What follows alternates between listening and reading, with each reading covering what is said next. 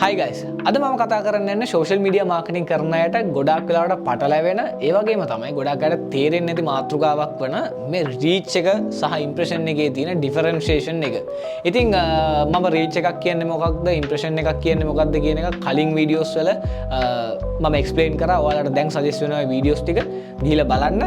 ඒ වගේම තමයි අද මම ඔයාලට practically කියලා දෙනවා කොහොමද මේ reach එකයි impression එකයි වෙන් කරලා හඳුනගන්නේ සහ මේක ඇතුලේ තියෙන තව ඔයාට ඩිසිෂන් ගද්දි ගන්න පුළුවන් තව ටෙක්නික්ස් ටිකක් ඔයාට මම කියලා දෙනවා.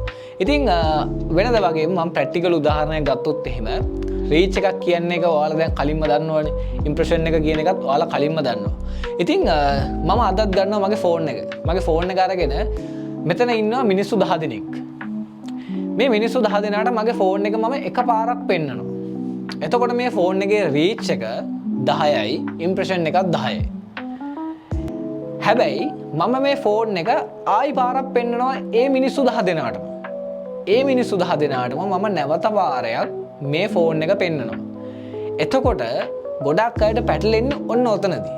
ගොඩක් අය හිතන් ඉන්නවා රීච් එකක් 20ක් වෙනවා කියලා. නෑ. මොකද මම කලින් කියලා දුන්නා රීච් එකක් කියන්නේ ඇක්ටිව් යූසර් මෙම්බර් කෙනෙක්ට කියලා. එතකොට එයාට නැවත නැවත පෙන්නද්දී එයාගේ රීච් එක වැඩි වෙන්නේ. ඒ වැඩි වෙන්නේ ඉම්ප්‍රෙෂන් එක. හරිද?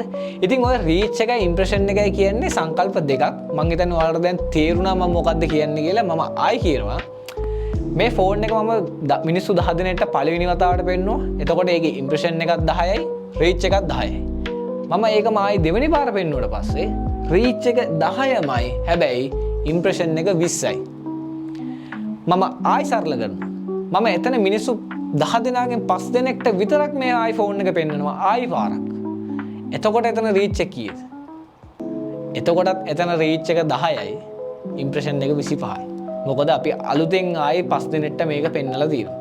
ඉතින් ගොඩක් අයට තියෙන ප්‍රශ්නයක් තමයි ඔන්න ඕක ඔය Facebook ads දුවද්දී Google ads දුවද්දී නැත්නම් ඕගොල්ලෝගේ contents වල insights බලද්දී ගොඩක් අයට මේක තේරෙන්නේ නැහැ. ඉතින් මෙන්න මේ රීච් එකයි ඉම්ප්‍රෙෂන් එකයි අතරට එනවා තව සංකල්පයක් frequency එක කියලා. ඉතින් frequency කියන්නේ මොකක්ද කියලා අපි next episode එකේ කතා කරමු. ඉතින් මේ වගේ knowledgeable videos බලන්න කැමති නම් අපේ channel එක subscribe කරලා bell notification එක ඔබලා වගේ යාළුවන්ටත් share කරන්න අමතක කරන්න එපා.